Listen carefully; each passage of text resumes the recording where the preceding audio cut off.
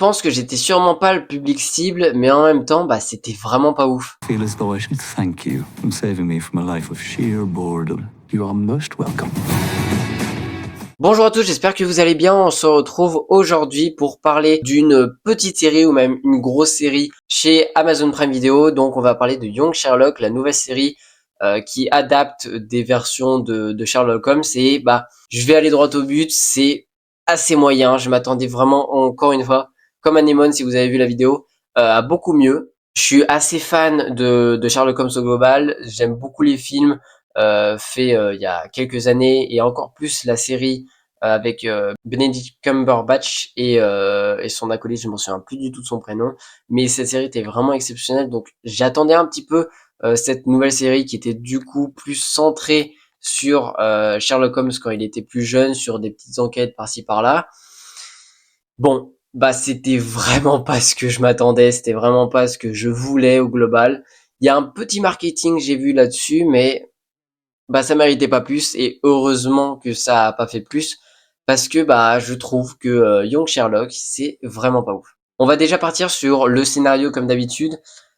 C'est assez bancal, franchement, ça explique tout. En fait, t'as l'impression que c'est une série Netflix et franchement, à part, on va pas se mentir, mais Amazon, à part 3, 4 séries allez sur leur plateforme, ils ont pas de grandes séries ou pas de bonnes séries en tout cas. Si, ils ont des grandes séries, mais pas des bonnes séries.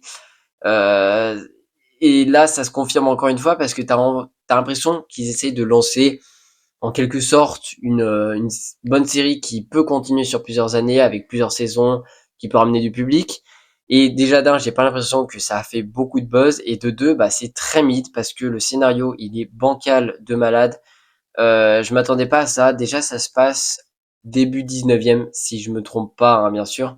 Ou alors, en tout cas, plus 1930-1940. En tout cas, je pense que ça se passe entre 1900 et 1940. Ça, j'en suis sûr à 100%. Donc, dans les années de jeunesse de Sherlock Holmes. Mais c'est vraiment déjà très long. À chaque épisode, il y a vraiment énormément de scènes et de trucs qui expliquent. C'est trop long et trop explicatif. C'est-à-dire que ça joue pas ici sur la mise en scène. On a les personnages, ils disent toujours tout. T'as l'impression d'être dans une série Netflix. C'est trop chiant. Et t'as pas vraiment de grande mise en scène. Les jeux d'acteurs, c'est pareil. Mais bon, ça, on en parlera après. Pour le scénario, chaque épisode se complète, mais encore une fois, t'as une histoire principale qui suit, mais c'est pas satisfaisant, c'est-à-dire que des fois t'as envie d'en savoir plus, des fois l'enquête, t'es pas vraiment très investi. Je suis peut-être le seul ici qui a vu cette série qui n'a pas aimé, mais en tout cas, moi je m'attendais plus à... en fait, le Sherlock dans la série, il est beaucoup plus récent dans l'époque moderne année 2010. Et c'est ça qui m'avait plu, c'est-à-dire que ça commençait avec, entre guillemets, hein, tout doucement, avec la technologie, et j'adorais ça, vraiment, c'était génial. Alors que là, Young Sherlock, c'est vraiment dans une époque Downton Abbey. C'est pas du tout dans une époque genre 1980 où il aurait pu vivre. Non, et je suis assez déçu sur ce point-là parce que l'ambiance qu'ils veulent retranscrire ici, je trouve qu'elle est pas vraiment super bien faite, elle est assez ratée, et c'est ce qui rend au global la série assez très moyenne, je trouve. Pareil pour la mise en scène, j'en ai parlé, mais désolé, mais elle est presque inexistante. Genre, tu t'attends des fois même qu'il y a des trucs, des plans qui marchent plutôt bien, et au final, il y a pas grand-chose. C'est-à-dire que t'as un début de course, mais tu t'arrêtes en plein milieu, et tu vas pas jusqu'à la fin, et t'es ultra déçu, et tu comprends pas pourquoi c'est fait comme ça, en fait, pas. T'as envie que la série, en fait, elle a un gros potentiel. Vraiment, je trouvais qu'elle avait un gros potentiel. Et au final, ça se plante, mais complètement, ça se casse la gueule, en fait. Ça, c'est vraiment très, très moyen. Alors que je trouve qu'on a des belles images encore.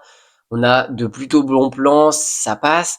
On a une belle lumière, des fois ça passe, mais des fois c'est catastrophique. C'est juste mis en face pour qu'on voie le personnage et c'est vraiment dégueulasse. Je suis franchement ultra mitigé, mais vraiment très très mitigé en négatif sur la série parce que c'est vraiment très moyen.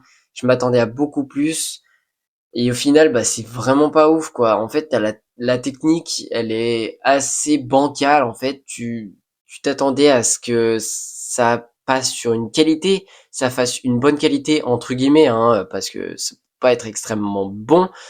Mais au final, bah, c'est très moyen et tu te retrouves ultra déçu par rapport à cette série qui, bah, a le niveau d'une série lambda Netflix. Des acteurs, le fils de Ralph Fiennes, je m'en souviens plus son nom, désolé. Mais je trouve pas qu'il colle au personnage de Sherlock Holmes, sauf pour deux trois scènes où il fait des petites mimiques et tout.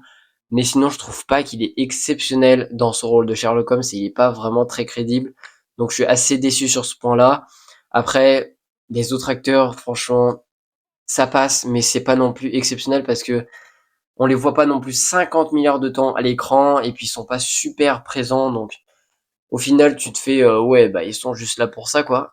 Tous n'ont pas du tout un rôle déjà exceptionnel et ils ont pas tous du tout un jeu d'acteur qui est à applaudir très loin de là. Et pareil pour, par exemple, des thèmes ou des messages qu'il veut renvoyer, mais on n'a rien. Enfin, c'est vraiment, en fait, une série pour le divertissement, pour la plateforme.